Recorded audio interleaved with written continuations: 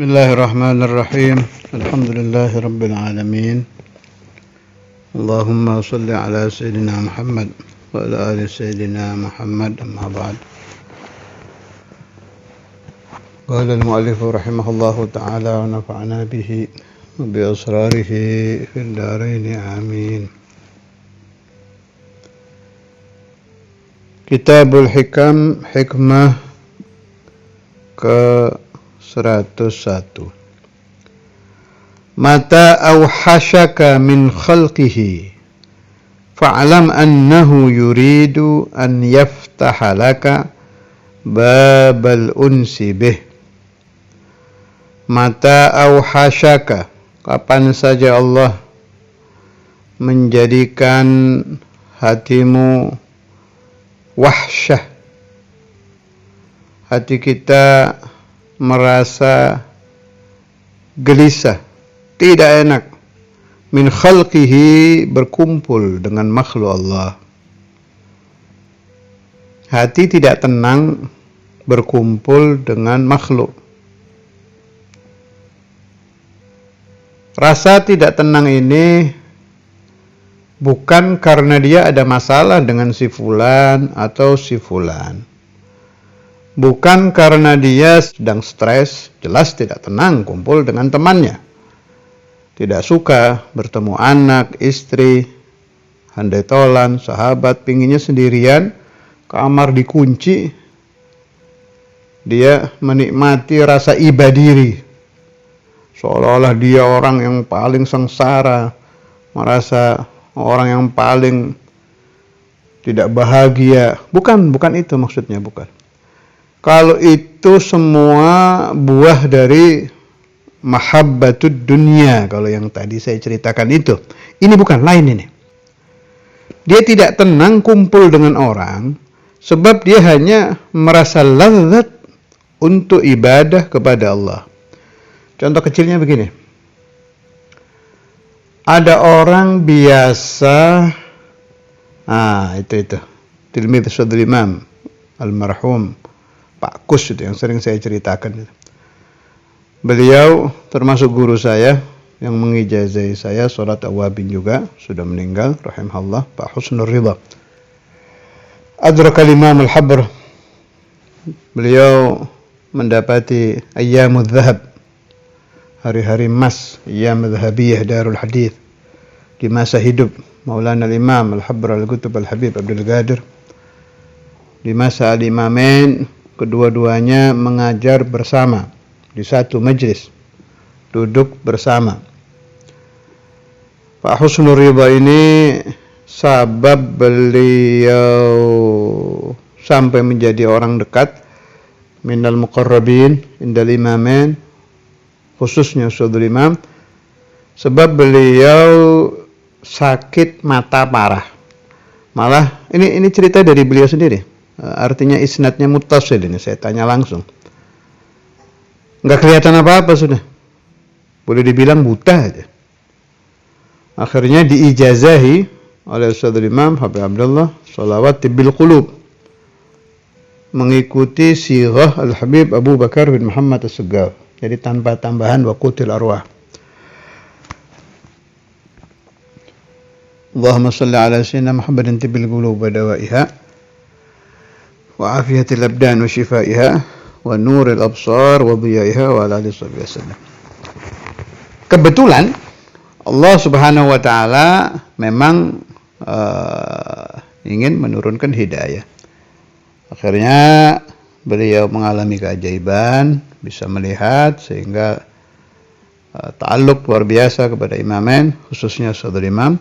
Sebelumnya sudah masuk Islam dulu, ala yadil Syadul Imam. Beliau ini diperintahkan oleh Syadul Imam untuk tidak meninggalkan sholatul awabin. Akhirnya dikerjakan. Saya pernah lihat sendiri beliau sholat awabin di Amben Darul Hadits. Saya lihat dari jauh, dari luar itu. Syadul Imamnya sedang di Mahallul Bukhari, kan tertutup tembok itu. Artinya beliau sholat di ruangan ini, di ruangan Amben, Syadul Imam di ruang Bukhari. Saya masuk itu ke ruang Bukhari, dan Syadul Imam Tanya ke Muallim Syukri, Fian Pak Kus, bilang sedang sholat di Amben. Terus ketawa saudara imam, bilang sholatul majazib. Ini nggak ngelihat lah, nggak ngelihat. Saya keluar lagi, saya lihat, memang kayak orang nggak ingat sudah kalau sholat itu. Khusyuk luar biasa, sambil kepalanya agak nunduk-nunduk gitu. Bahasa Jawanya mantuk-mantuk. Khusyuk gitu. Sudah, beliau selesai sholat awabin, ke ruang tamu. Ngobrol-ngobrol saya. Akhirnya beliau cerita itu mulai diijazai ayam Imamul Habr dulu di Embong Arab, sampai beliau setua itu tidak pernah meninggalkan sholatul awabin illa marrah, kecuali satu kali. Terlalu capek, habis pergi, akhirnya beliau nggak sholat, tidur. Itu katanya tidurnya kayak dibakar, nggak tenang tidur dia. Ini yang saya maksudkan mata awhasyaka itu. Tidak tenang, gelisah dia. Akhirnya di tidur itu mimpi, ada yang bicara di mimpinya, salah kamu sendiri, kenapa kamu tidak sholat awabin? Kita dapat ilmu dari ini cerita. Mata awhasyaka min khalqihi fa'alam, ketahuilah olehmu, annahu yuridu an yaftahalaka babal unsi bih. Ketahuilah bahwa Allah ingin membuka bagimu, memberi futuh babal unsi, rasa enak, rasa senang, rasa bahagia bihi, dengan Allah. Al-unsu billah akan Anda dapati fis shalah, di dalam salat. Rasa ladzah yang tidak Anda dapati al-unsu bihi fi qiraatil Quran.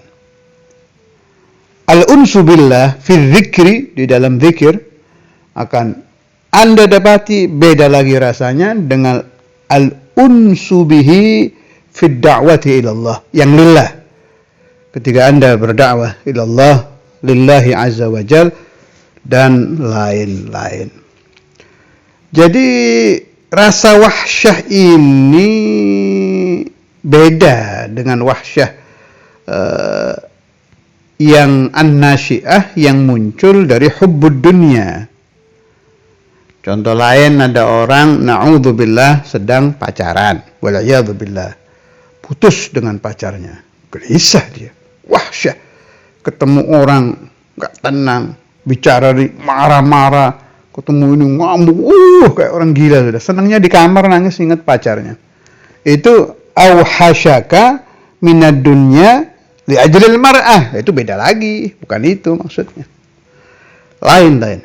Kalau bahasa saya, wahsyah seperti ini salah satu rezeki yang diberikan Allah kepada ahbabuhu, kepada orang-orang yang dicintai Allah subhanahu wa ta'ala. Kita baca syarahnya. Mata awhasyakallahu min khalqihi.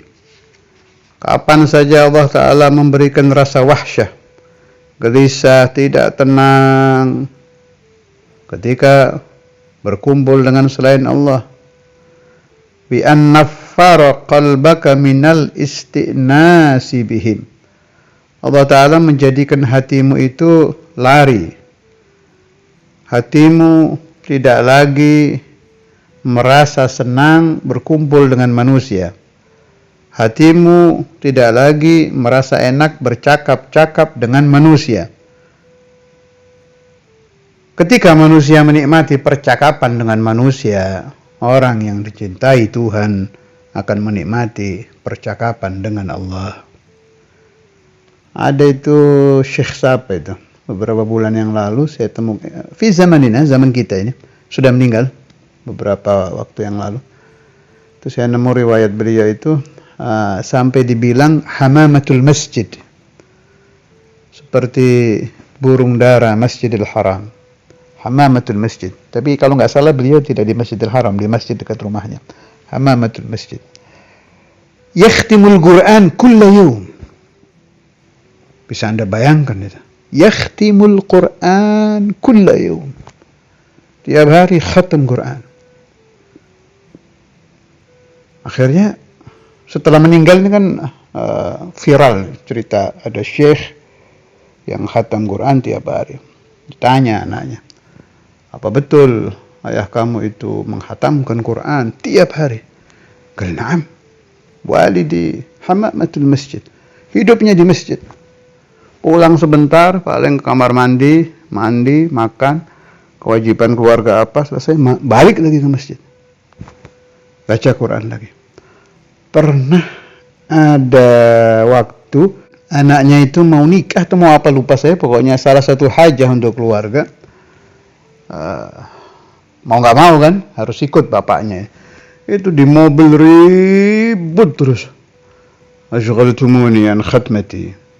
Asyghaltumuni an qiraatil Quran. Kalau bahasa Jawanya sini orang Malang bilang germemeng. Kalian ini bikin saya kurang daripada hatam Quran hari ini. Kalian bikin saya tidak, terus itu yang diomongkan. Limadha hadha? Karena Allah Ta'ala sudah memberikan rezeki al-unsu bihi fi qiraatil Quran. Rasa enak yang dialami hamba pilihan Allah di dalam membaca Al-Quran. Orang yang seperti itu pasti tidak akan tenang lagi bercakap-cakap dengan makhluk. Bi'an naffara qalbaka minal istinasi bihim. Istinas merasa senang bihim dengan makhluk. Fa'alam, ketika itu terjadi, ketahuilah annahu, sungguhnya Allah yuridu, Allah ingin an yaftahalaka babal unsi bih. Allah ingin membuka pintu bersenang-senang dengan Tuhan. Litasira lahu wahdahu, agar engkau menjadi seseorang yang hanya milik Allah. Wa mata fatahalaka hadzal bab sayyaraka minal ahbab. Dan kapan saja Allah Ta'ala membuka bagimu pintu ini, Allah menjadikan engkau salah satu dari kekasih-kekasihnya. Wa annasaka bil khitab. Allah Ta'ala akan membahagiakan engkau dengan bercakap-cakap dengannya. Ay bi qiraatil Quran, ya.